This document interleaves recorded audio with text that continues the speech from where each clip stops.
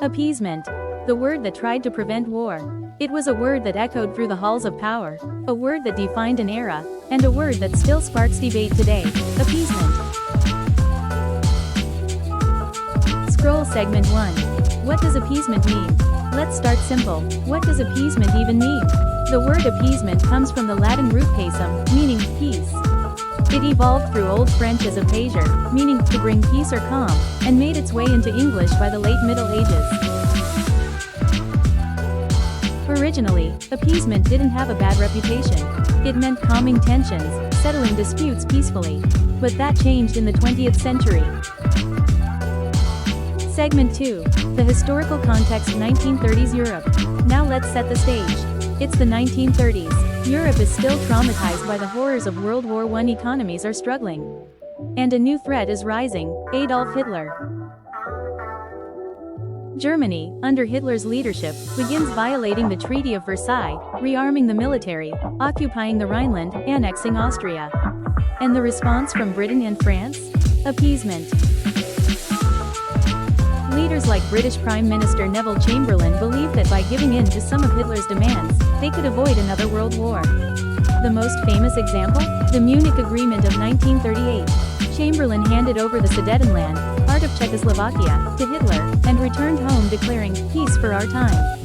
But as history would soon show, peace was short-lived. Segment 3. Why did they choose appeasement?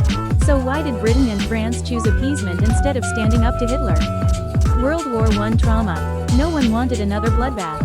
Economic troubles. The Great Depression weakened economies and militaries. Public opinion. Most citizens weren't ready for another war. Underestimating Hitler. Many believed he could be reasoned with. But Hitler saw appeasement as weakness. In 1939, he invaded Poland. And just like that, World War II began. Segment 4. Legacy of appeasement. After the war, the word appeasement took on a darker tone. Critics argued it allowed Hitler to grow too powerful. Winston Churchill famously opposed it, warning early on that it would lead to catastrophe. Since then, the word has been used in politics, diplomacy, and even pop culture, almost always as a warning: don't appease dictators. Conclusion.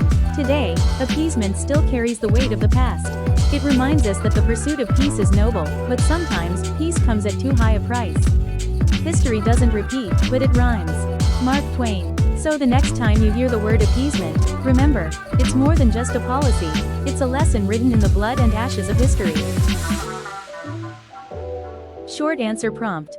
In your own words, explain the original meaning of the word, appeasement, and how its meaning changed due to historical events in the 1930s. Use specific examples from the actions of Britain and France during that time to support your answer. Thanks for watching History Guru channel. If you learned something new, give this video a like and subscribe for more deep dives into history. Got a topic you want us to cover next? Drop it in the comments below.